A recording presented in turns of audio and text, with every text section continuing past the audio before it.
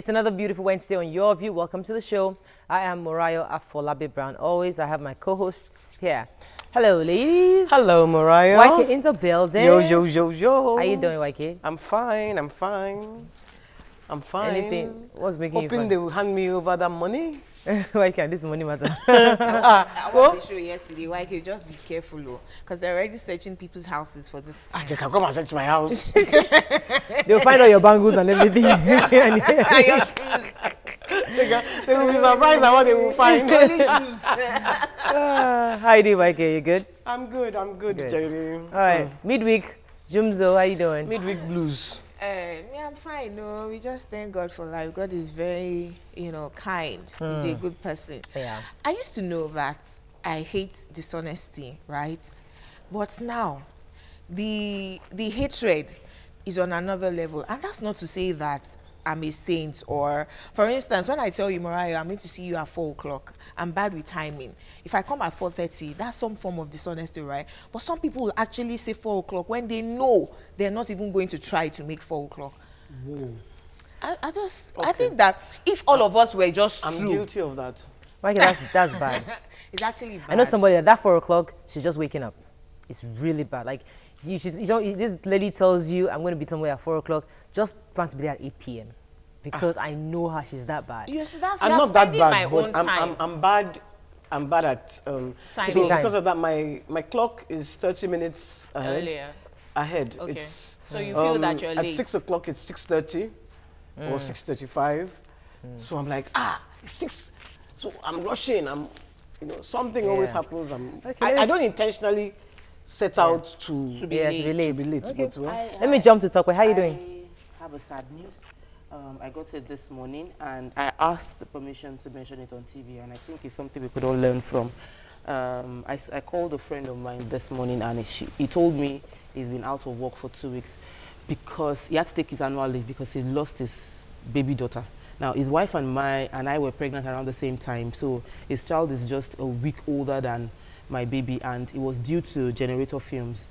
She's been having cough and catarrh, and they just assumed that teething issues and all that. So they've been treating this cough and catarrh only for her to really break down, and in 5 days she was coughing blood and she lost her life. And the hospital people told him that, do you live around, do you have generator fumes coming to the house? He said, he now said he had made noise, he has complained to the landlady that this generator fume is facing my apartment, and that he made a lot of noise about it, and the landlady didn't do anything. Now, when they lost the baby, 1-year-old baby, So sad. he's moved out of the house, and But that's so sad. and Because this happened exactly in my house. Exactly. And it caused a my major husband quarrel. was fighting with. I had mentioned it on TV before. Yes. He was practically punching the neighbor, and he turned off the generator. That it didn't affect us.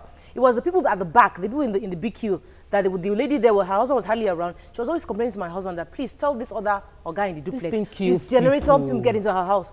My husband actually ended up fighting these people on the same matter. It kills really, people. really So sad. don't just assume that it is. Don't assume that it's something that you should live with, because it kills carbon monoxide. people. Is even Especially when you have a young in my boy. neighborhood, it's crazy. I was passing the salon there. They were told us a story. enclosed. The generator fuel was entering right into, and they all just gisting there. I'm like, wait, do you know you guys are going to die in the next few, like in an hour or so, you die? And they're just looking at me. I mean, generator fumes are so dangerous. people and don't just know. Please, People don't if know. your neighbor is, please make the necessary noise today, and stop it. And stop it immediately. Especially all those I face you, I face me houses that they will be using the generators. It's crazy. And it's not good. All right, let's take a break now. She It's rests Wednesday. Amen. Let's take a break. We'll come back. We'll look at the front pages of the newspapers. Stay with us. We'll be right back. That's so sad.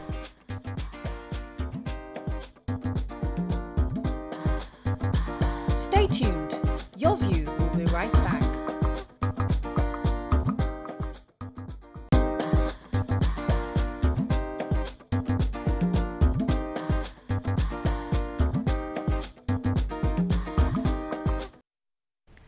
I feel like continuing that conversation, but I have a lot of questions, but we'll come to that later. Let's start with the Punch. Seized 13 billion naira cash. EFCC searches ex-governor Obi, Muazu, others, Ikoyi flats. Picture here, Buhari excited as Abuja airport reopens. Federal government to sack unregistered teachers in 2018. Dangote sells noodles firm to Indomie maker Duffel. Federal government raises panel on new Lagos Ibadan rail construction. Soldier policeman killings, militant leader killed in girlfriend's house. Boko Haram fighters kill 5 soldiers in Borno. Nigerian held for robbing 4 New York banks. Death sentence, Lagos decides Reverend King, others fate soon. It will take years to get remaining Chibok girls, says minister. And Aregbesola drops Ngige. Akonde's children nominates ex-senator as commissioners. So I want to Major talk headline? about the burial, the robbery by a Nigerian. You know, they always quickly... Oh, Abdullahi Shoaib. So he was alleged to be working with UN. Though they've come out to say that it doesn't work there. And over the period of a month, he robbed 4 banks in Manhattan. And he was doing this within his break period, you know, and it's kind of like simulates a gun movement, and then he gets money from them. He used to work for NAN in Nigeria before he was then posted to the US in the United Nations to be the representative for NAN. Yeah, and come to say that he doesn't work there anymore. The other story. The gentleman that killed... The kingpin of the one that killed the army and 4 policemen. He went to his girlfriend's house. They'd been lying low in the creeks, but he decided to go and get some action. So he went to his girlfriend's house, and and that was where he met his Waterloo. Because the police got information that, he was there. And they've been trailing him, actually. And the moment they saw that he realized the police was there, he rushed up to the roof. And that's where the gun battle started. And you know, this is like so funny, because when I was reading it, it was just like, this is like I'm watching a film. Actually, because they said he just jumped to the other roof in the other house. Then they started firing, before they now shot him. But they took him to the hospital. But they shot him. They didn't kill him. That it was while he was in hospital that he now confessed. And named the other people. And named the other people, and named all the people they've kidnapped, and what they've done. When he repented. Went to work, they actually know what to do. They just need a lot of encouragement, and I'm happy that they're doing this. Their colleagues because it is that you know. But I'm just saying that they know what to do. So we tend to believe that they don't know what to do. They do. I totally agree. I've been in the police station before, hearing that somebody was dead over their radio, and they were saying that we will bring their superior was saying to them, we will bring these people to book because their person was killed. Right. And I think they also arrested his girlfriend. But let's move on to the nation. Mago hates Lagos as agents comb obese and others' homes. Okay, has that story? I do. And look how beautiful this place looks. I mean, it looks like a telenovela movie from it looks an American. It looks like Beyonce's house. Jay-Z's house. How can a politician be living like this? That's actually the only major houses. Story. So please, who's gonna establish the story? Before you start the story, that's why I just say, zoom in on the these politicians, start paying them 18K. That beautiful. They really wants to be a politician. Continue. Okay, so let me establish what happened. Yes. So the EFCC have moved into Ikoyi Gate. These Ikoyi Towers, right, where they found the 13 billion naira. So they searched each of the apartments. Yes.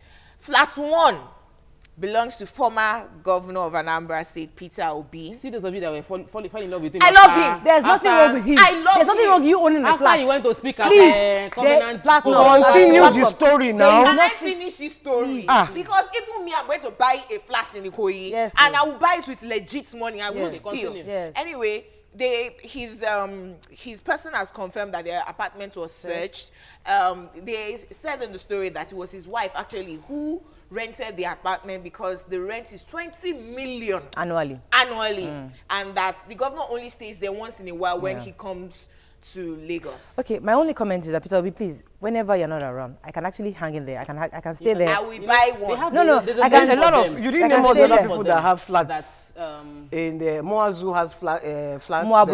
Moabudu. Yes. And who else? There are other people that have flats. The lady Esther. What's her name? The other former. Odua.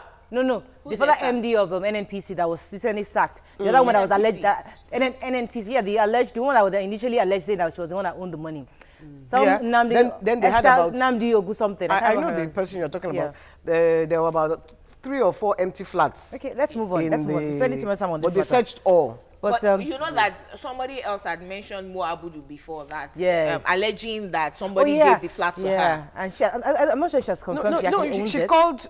Her lawyers have written a letter saying, "Look, if you," and then one of the press people called her and she said, "Look, if you go and write what you want, I'm not going to say anything. I've already given my statement and go to my Instagram So it's page." not confirmed that she owns anything there. No, she does. Oh, she does. owns Okay. a flat there. Moving on to Vanguard very quickly. I defied pressure to disqualify Buhari in 2015, says ex-AGF Adoki. It may take years to free all Chibok girls, says Defense Minister. Kingpin of Vishawa killings, Mighty, dies in shootout. We talked about that. Nigeria coming out of recession, economy growing strongly, says World Economics. And we're chasing those who stole our money, Adeosun tells World Bank. So I want Which to take story? the story about the defense minister speaking concerning Chibok girls for 3 years and addressing the situation of finding the girls. She said it's going to take a lot of years, that we should look at America. The US, that it took 8 years to find 8 to Osama. 10 years. 8 years to find, no, it took 8 years to get Osama bin Laden, and that we should give them like 8 to 10 years for them to find Chibok He didn't girls. say that. So he didn't say that. He didn't Don't say 8 to paraphrase 10 that. years. He didn't say that. He He said- said it took about 8 to 10 years to find Osama bin Laden. That they should understand that these things take time. But still, it's still distasteful to say that. It's still, It's distasteful, and Shebi, they said they have beaten Boko Haram. So where are the girls? If they've beaten Boko Haram, the girls have to be somewhere now. Okay, so the parents who were led by Reverend Enoch Mark, who has 2 daughters also abducted, said, and I quote, "We're very sorry for giving Mr. President our votes. We voted Mr. President hoping he would rescue our daughters, but we have become his enemy. Why can't the president communicate with us? Are we not Nigerians? Is that good for a president, a leader, to show such attitude? We believe the president is against the Chibok community." well, I don't know. That could be looked at in different ways because our president hasn't really been out there in recently times. When he comes on Wednesdays for I think the FEC meeting. So, Which he missed last week. yeah, so I think what had happened to them was they were really upset because they got to State House and they were stopped. not allowed They to said, see the let's see the president or his wife, and they said, no, come back next week. even his cabinet members don't seem like that. I mean, it's really difficult to see the president these days. He needs a lot of rest. He's not please. readily available like that. You should Daily Sun. Moving on to Daily Sun. Second. Ikoyi Gate. Saraki asks AFCC to name funds owner. We regret voting for Buhari. Joaquin talked about that as a Chibok parent. Full operations resume in Abuja Airport. Ishao massacre. IGP's crack team kills gangs kingpin, hunts for other suspects. Oil, Agric, more government spending will drive Nigeria's growth in 2017, says IMF.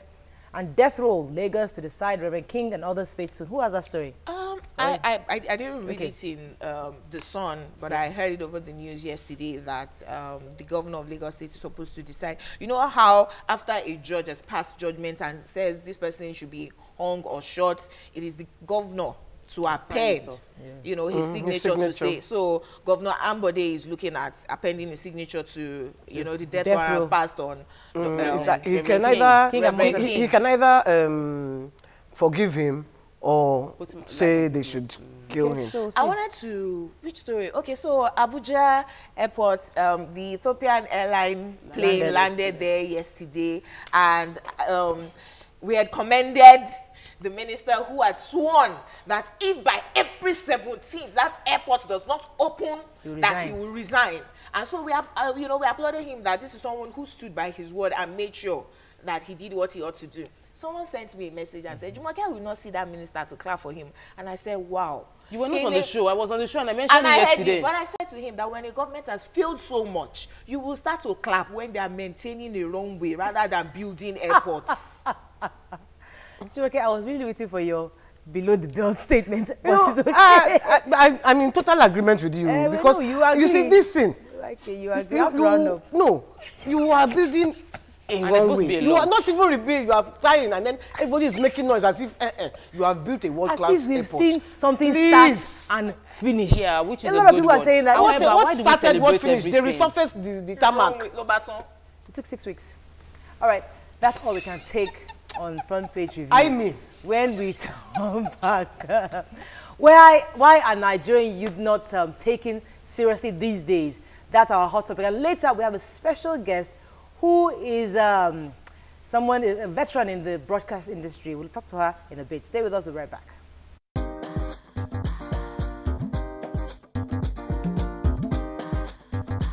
Stay tuned. Your View will be right back. Welcome back to Your View.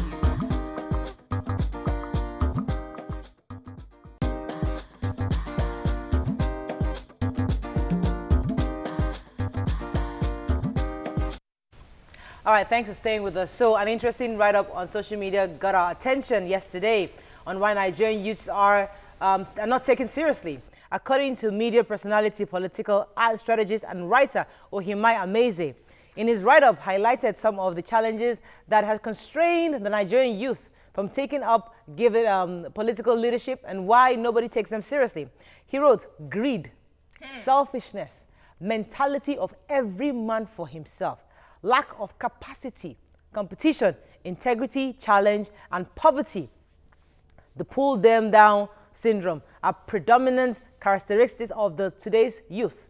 What are your thoughts on this? You can call us on 070-80668014. You can also tweet to us at TVC Connect. Please hashtag your view TVC so we can read your tweets. So who wants to go first?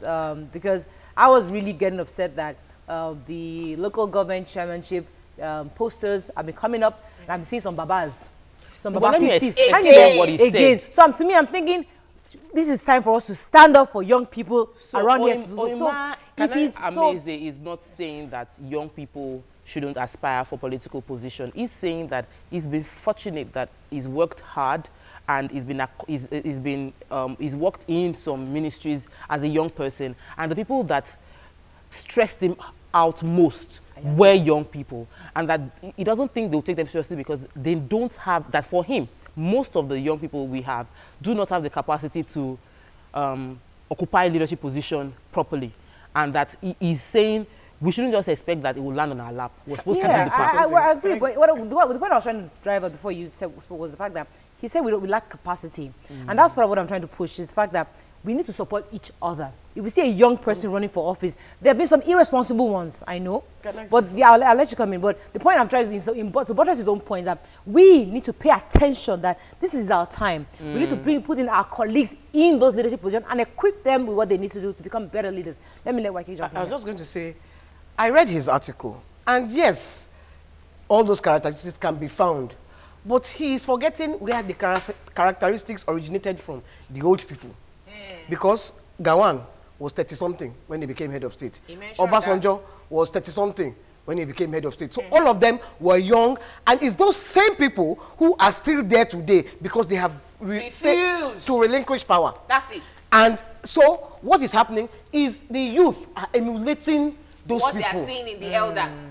So until those people now start to show good example, because what happens if your parent is a bad parent, you will be a bad child. No, yes, you could, but you could choose not to be a bad child. But let me tell you, if you don't know right from wrong, because you learn.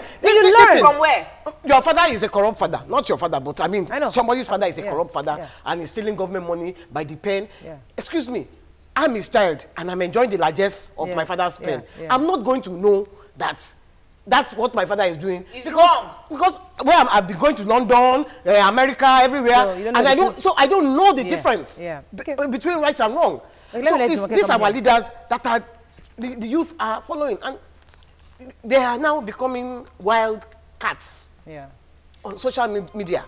Now, Ohimai said that the youth lack integrity, and he buttressed it by saying that the same youth who would insult the leaders on social media will be the ones who will go to them cap in hand, begging for favors.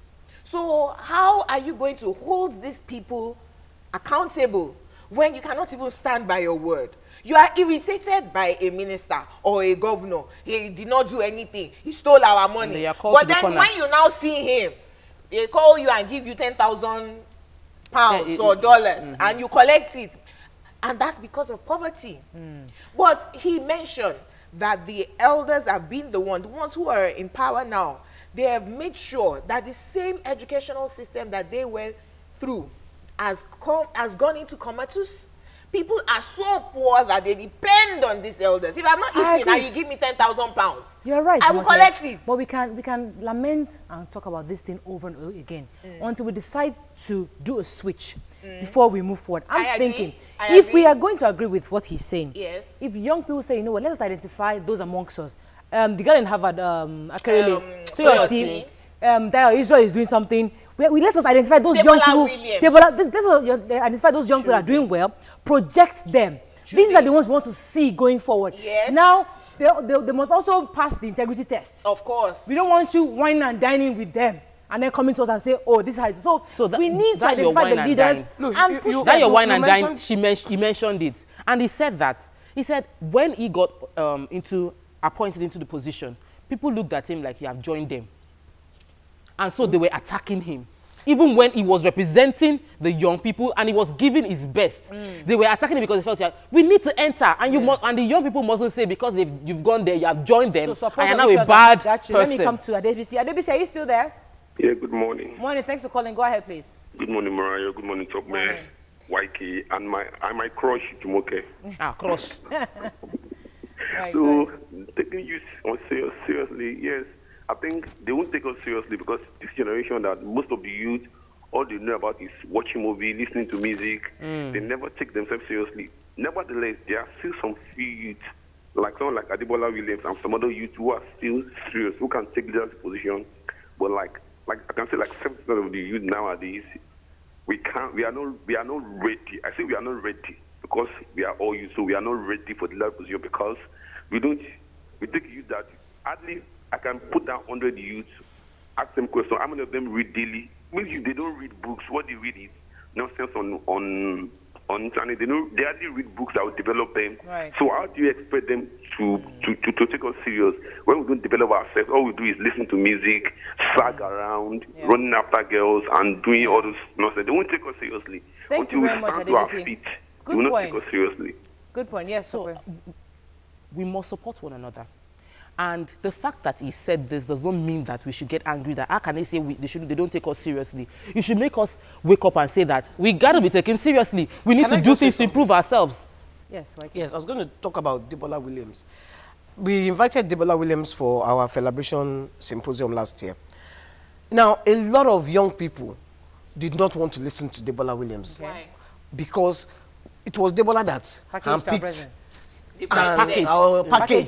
our president. Yes. And people who are disillusioned with the president. Yes. Are you understanding me? Yes. Now, they were like, why will you, a young person, go and get an old person and then package him? Now, it depends on how you look at it. He was doing his job. He was paid to do a job. And rather, instead of me looking at why would you go and package it, I was saying, you did a fantastic job to sell somebody who is at this age. To me, he did a fantastic job. So that person, let's use the skill to use to package another young person. I totally agree with you on that, because if you sit Debola down and interview him on the matter, he was appointed by the people who had already picked this person. Yes. So he could say, no, I'm not going to make money doing this, or let me package it enough. And he did it well, to the extent we're still talking about him. And he got a job in Ghana.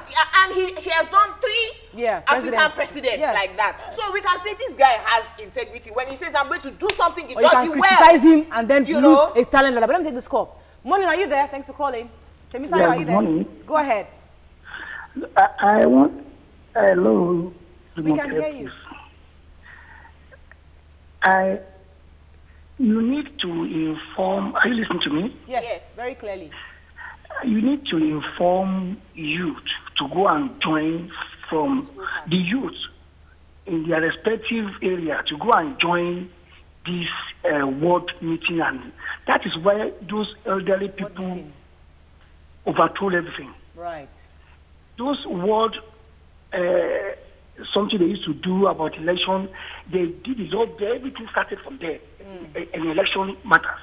Youth need to go and join them, to castigate them, because most people that are there are rewire, organizer, jobless people, those old people. That's where they... Organizer is not jobless now. That's a fantastic point. I think he's made his point. Say that you, me, and everybody here, we should be attending our ward meetings. Even I don't even know where they hold these world meetings. We need to attend to participate. We agree. You don't have to join a political party, but attend their meetings to even understand what their conversation but We agree. is not a But ne'er-do-well. I agree with him. But I also think that we need to take it beyond that, because not everybody will become a politician. Certainly. So we have a group of technocrats that already, they've done well. But the young people have a disconnect, because we see the most attractive positions, wealth coming from either politics or entertainment. So our young people are being as inspired by entertainment only and the political class. That's not enough to build the country. The young people need to know that you need to go into commerce, you need to go into banking and rise to the top. You need to become a Tony Numelu. Because that way you can influence whoever becomes the governor. You need to become a Dangote. It took him 100 years. Yeah. Now, we cannot wait he's not 100 16. years for Nigeria to change. Okay. What I think is that... How did it take him 100 years? He's not 60. He built the bank. Hang in there. We can't hear anybody. I'm exaggerating now that it took him a Yeah, it lot took a long of time, yeah. Now, the point is this. I think that young people need to come together to form their own political party. I know that you need money to fund an election. Yeah. But when all of us come together and we're young people and have people like Trude, Debola, Toyosi, who we are pushing, if it is to start to donate 1,000 naira, because if you join the old parties, they are going to be telling you, young person, wait till the next 4 years. Let me take this call. Ibe, are you there? Yeah. Yes, go ahead, please. Thanks for calling. Good morning, my ladies. I will not blame the youth. Comrade Ibe calling from Ojo. And my first time I'm calling on this platform. Welcome to the show, comrade. Yeah. And I will not blame the youth. The elders refuse the youth to join. In this present government of Buhari, to be precise, how many youth we are given the opportunity among the ministers? How many of them? How many of them? So I will not blame the youth. Okay. Until the youth come up one day and they fight this, I will tell them enough is enough. Thank you. All right, thank you. We can't exhaust it. We can't exhaust this conversation. We still need to talk about it again. But I think it's one thing to attain to be a leader, as a youth leader, to be given an opportunity. It's another thing to show your power as an electorate. And I think that's what we need to even prove to the leaders today, that the power resides with us. Let's start with the local government chairmanship. Let's know who the candidates are. Let's find out who. We don't want anybody after over 50 days. They are constitutional right, though. But we young people are saying we want only young minds to take those positions. If we take a stand with this one, maybe they'll see that, listen, we have control of our lives, not the Godfather saying it is Baba Sikra stone, Abi is a Tabodu stone, that kind of thing. Then tweets, please. Yes. Sorry, Jumoke. Then what do we do? Because you have this culture thing in Africa, in Nigeria especially, where you have to respect the elders. And when the elders are talking, they say, hey, keep quiet. Yeah. Okay. Baba is talking. As I said, we can't exhaust it, so we'll discuss. Only Akintayo says the only way youth will get into position of power is for us to start our own party. Adebayo says the young people are always the instrument used by the older elite to gain their selfish interests. Okay, so we have to round up. But we'll have to keep telling people that you need to join the party first. I mean, eventually, you cannot run for any office or any position without joining a political party. So please, regardless, and just like Jumoke said, we can form our own youth political party. Let's take a break. We have a veteran in the media industry who takes the couch. Stay with us. We'll be right back.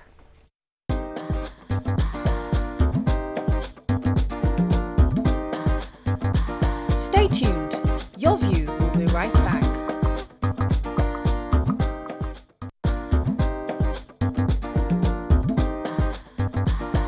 Welcome back to Your View. Thanks for staying with us. Agatha Amata is a media entrepreneur and TV personality whose passion for correcting the ills in our society through her TV show Inside Out has made her one of the most outstanding TV presenters and her show the most impactful in Nigeria. She has had over 20 years in the media broadcasting industry in Nigeria and has received over 50 awards, both local and international. Welcome to the show, Agatha Amata in the building. So you can call us on 070-806-6814. You can tweet to us at TVC Connect. Please hashtag YourViewTVC so we can read your tweets. So Agatha, before you came on, we're talking about young people in Nigeria, the fact that they don't take us seriously. So what I mean, you've been 20 years in this industry, talking to young people, your TV show was very impactful. What's your summation on the problem of the Nigerian youth? I was listening to you guys with like rapt attention, and one of the things I said, I mean, just having dealt with young people for that long, is that young people are young people's problem. I was saying to you, I don't know how much time you have. I went to talk to youths in a university somewhere outside Lagos, one of the very popular universities. And I was telling them about the need for them to build themselves and spend their time wisely, because your birthday is not every year, but every day when you wake up is 24 hours gone that you can't get back. And a lot of the students were complaining about being intimidated. And one guy who is obviously very popular got up to ask a question. And his question to me was, Ma, you keep saying that we need to stand up to authority when we see they're doing something wrong. I want to tell you a story. And everybody, and then he hailed all his schoolmates. There were about 3,000 of them there, and they all hailed him back. And he said, everybody in this auditorium knows this story. There's this guy that was rusticated at 400 level. He was called a cult member because a lecturer was chasing his girlfriend. And when he stood up to the lecturer, his name came out as a cult member. And everybody started clapping. Like he said, Ma, you see, everybody knows the story. And I kept quiet and I let him finish.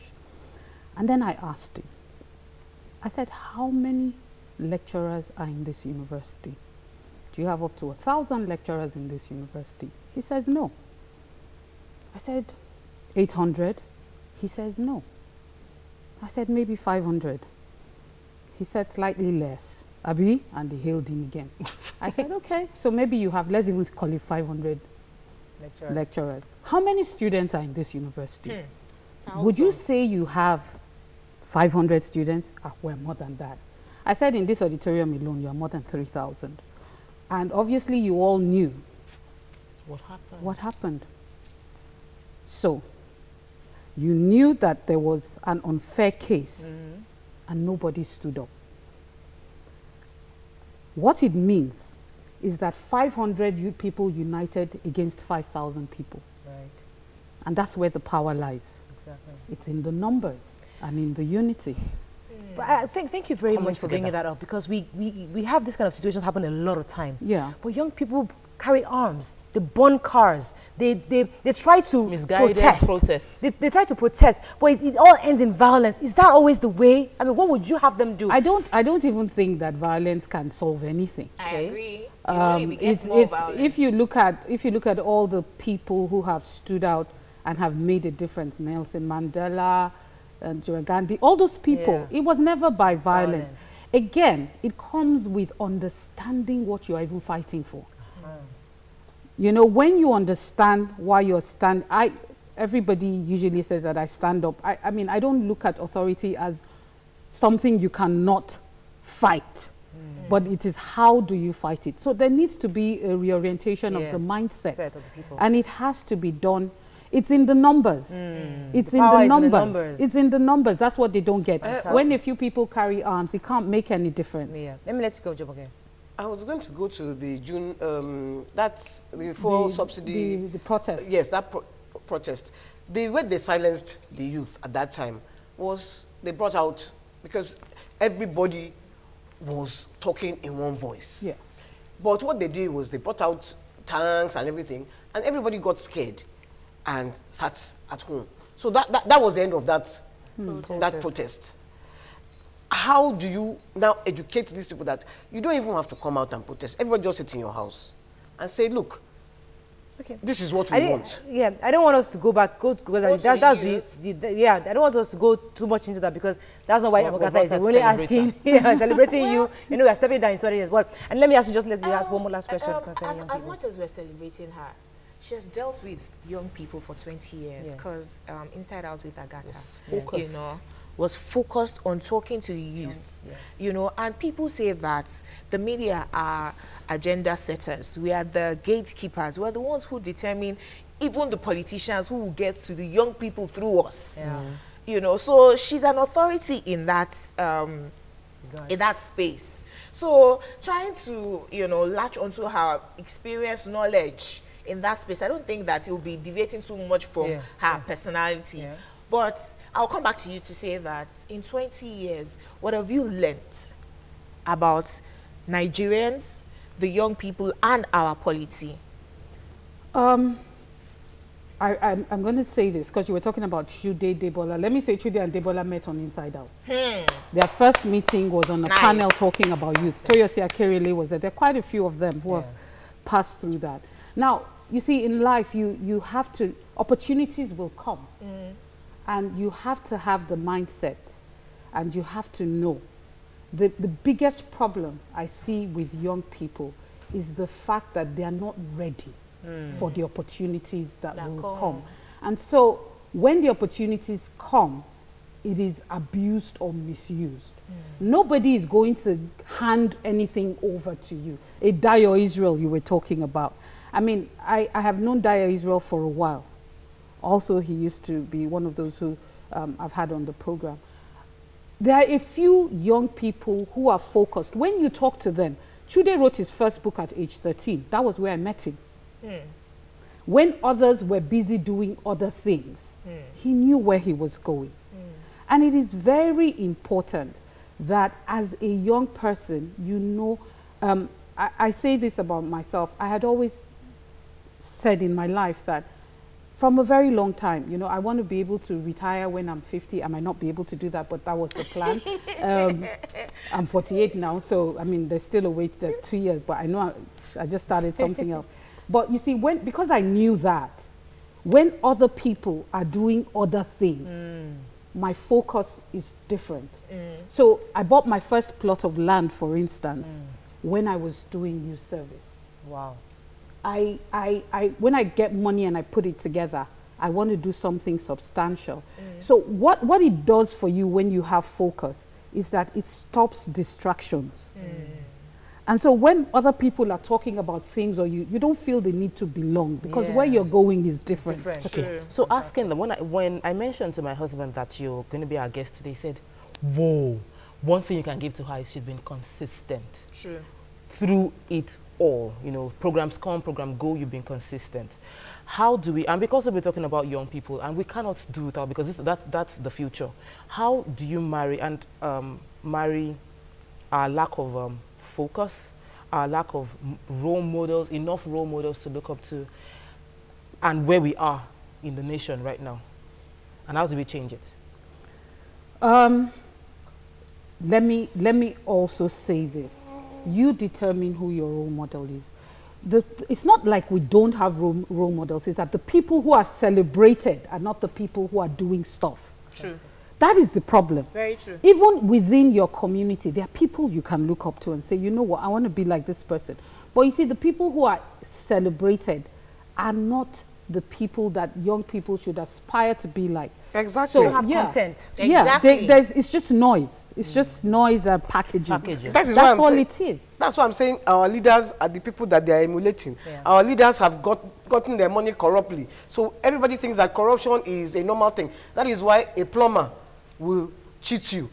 A mechanic will cheat you. That's the truth. And these are the youth. If you talk to the young people now, if you say, what do you want to become? Let me tell you the answer to that question. Politician or musician? No, I want to be rich. What makes money? That's the answer. I want to be rich. There's no plan. Just it be is rich. The money. There's no passion. There's no, money. it's like, my son, I was asking him, so what do you want to do? He's like, Mommy, I want to follow the cheddar. This is a first-class graduate who does not think that being a first-class graduate is enough. To follow the money. Because that is, people celebrate money. No matter how you get your money, if you enter here now, or everybody, that is, and this person is 80% youth, will just, because he has money, his pockets are bulging, everybody will start bowing. Baba. Even old people will bow. Let me surprise you. Even people, if that person is a young man, old people will come and bow. And that is what young people are seeing. You're someone that, like it or not, a lot of us were shaped by your move into media and your program. How did you start?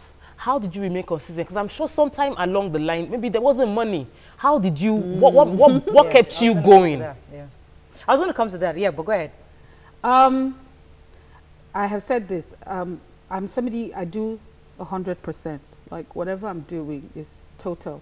So there's no plan B, there's no plan C, there's no plan D, there's only plan A. Plan A is plan A to Z is the same plan. Even when you're broke. Even when I'm broke. Even when I sit down on the floor and I'm crying and saying, who sent you? It has to work. And because I know that, everything that I am or that I do is focused in that direction. I mean, Mariah, you know a bit of it. So, I mean, we started out at Unilab using the lecture theatre 20 years ago. Yeah. From there, we went to NIA. From there, I got a small studio till today I am where I am. So it hasn't been a bed of roses. Yeah. But when you know that this is your passion, it's not a job for me. Right. It's a passion. Let's take a break. When we come back, we'll take some calls and tweets on this. Stay with us. We'll be right back.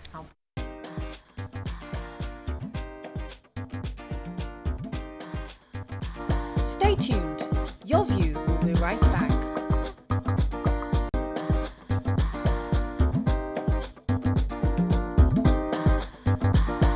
Welcome back to Your View.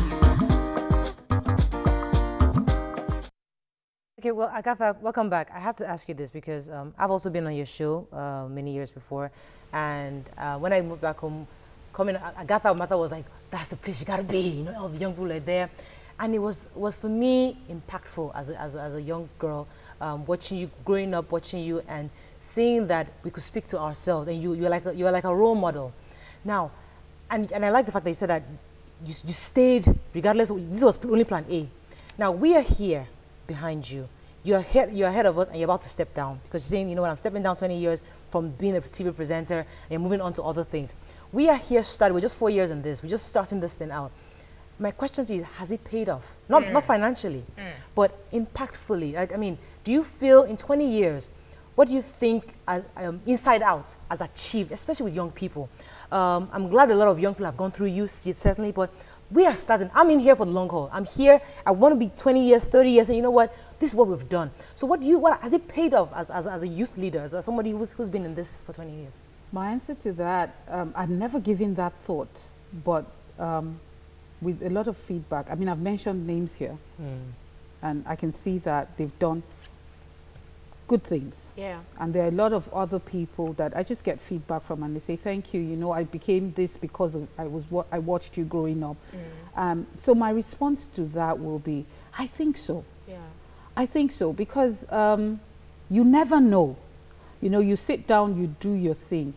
Your view, by the way, is something that everybody talks about now. So you're doing something great.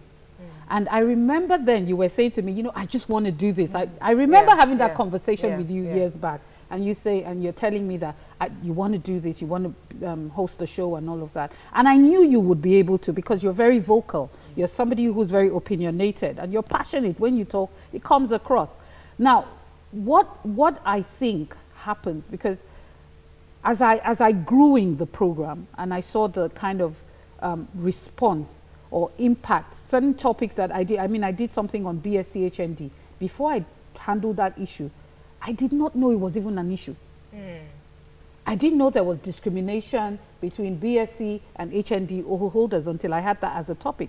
People almost fought. So I think I've been able to, in my own little way, without meaning to. And it's important that you continue doing this, because there are a lot of people that you would reach out, you would make a difference. Okay, let me take this call. Afolabi, are you still there? Thanks for calling. Yeah, good morning. Go ahead. I really appreciate Agatha. I used to watch Inside Out. I actually don't miss it those days. And I appreciate everyone there. Yeah.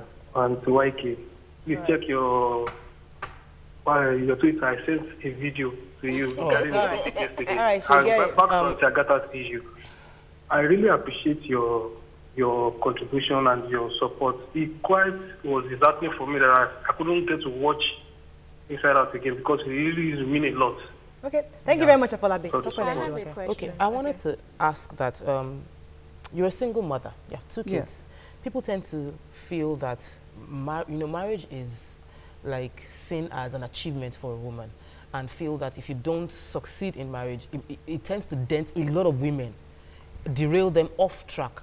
How have you been able to maintain yourself, keep focus even when you're single and raising 2 children? My question is exactly the same, but in a different way. That our society, you were saying that the youth, all they see the society say to them is, you must make the money. and that's why they follow the money. Is what the society dictates. Our society, as much as there's a lot of women empowerment, makes it seem like once a woman is being successful in where she's passionate, that she lets that the home front suffers. And so if something happens and there's a divorce, like there was in your case, they start to say, when she's now being powerful, instead of her to stay at home and take care of her children, you know, what was the situation in your case? Let me say this. I'm somebody who's, and I thank my father for that. I am a very strong-willed person, and I am not affected by what people think about me. I know who I am. Okay. And I know marriage is a good thing. I think it's something that you should desire to have. It's not a do or die matter. I was married. Let me also say that Fred and I are very close because we are linked for life. I'm not one of those people who's going to start to quarrel over it. We have 2 children together. That can never be changed. There's no way that you will call Agatha and you will not call Fred. As long as there's Oreva and there's Stephanie. It's not possible. So when we have the facts on the ground, you know, when you know where you're going, that's what I keep saying. You don't let people, I am not, a marriage is an addition. A marriage is supposed to complement you. Where it is not doing that, you can simply step away. I have dealt with domestic violence issues. I have worked with all sorts of NGOs. I have seen a lot. Inside Out is a school. It's not a program. It is a school. The kind of things I have seen, heard, and learned over 20 years, no education can teach you that. Could have taught me that. Now, thanks for taking us there, because you're stepping down 20 years. What are you stepping to? What does that mean? Like, because we're hearing that you're stepping aside, you're doing a new show. What exactly? Tell us about it. What's the next step for Agatha Martin? I don't know. I'm just taking a chill pill for now. I mean, I have the radio station in Asaba. I have Rave TV here. And I want to groom someone. I want to mentor someone to take over the program because, like I said, Inside Out for me is a passion. It's not, I want to, in the next 2 years, before I'm 50, groom someone who can handle that show. Because the show is not about me, it's bigger than me. But it's Inside Out with Agatha. Is it going to be Inside Out with Jumoke? Well, I mean, Jumoke Kandini, why can't it be Inside Out with Jumoke? I think it's identifying what you want the program to do. I want it to outlive me. I want it to have the same impact on the generation coming. I have done, in 20 years, there are some topics I've dealt with 6, 7 times. There's nothing new. I have reached where I think, I think it will be a crime for me to just let it die down because I'm no longer interested. Exactly. Fantastic. So let's take some tweets. Yeah. Amara says, much love. Youths have, to you, to Agatha, youths have the battlefield of the mind. Lack of focus, not one-minded, much love. Daramola says, nice guests on the show. Like Agatha said earlier, youth needs to be focused, simple. Adetayo says, where are the so-called political graduates, undergraduates of political science? Eagles Foundation says, I am not yet where I want to be, but Agatha Amatha is one of the reasons why I am here. I'm glad to see her again. Sheyi Fumi says, in an economy where corruption and immorality are being promoted, where would you see passion in the youth? James says, youth really want to take part in politics, but the do or die affair these old men play, no security. We have to run along. I'd like to ask you to give last words to those out there and what you want, because I said we're happy, we're celebrating you, we're happy because no matter what, women must keep talking. That's one of my vision. I could care less if we duplicate your view 1,000 times across Nigeria, across Africa. It's fine. The most important thing is that women must keep talking and let people hear us, hear our views and perspective. But let me let you tell your fans out there something, because we have to run out. Well, just to say that, first of all, let me commend you guys because you're doing a fantastic job. Thank you, ma'am. And I hope that 20 years from now, this would still be done. Amen. And then I won't be on it. I will be 70 something. Until you take off, you are going to be here. Who says you can't continue? You'll be talking, then you'll be words of wisdom, words on marble. Every time you open your mouth, people will get notebooks. That's what it will be. But to say that, I mean, Nigeria is a great nation. And we have some of the most intelligent young people on planet Earth. True. It is non-debatable. The problem is that we need to come together, the change that we're looking for is us. It's not in anybody. It's not even in the leadership. It's in us. And as especially young women, you are nurturers. You give life.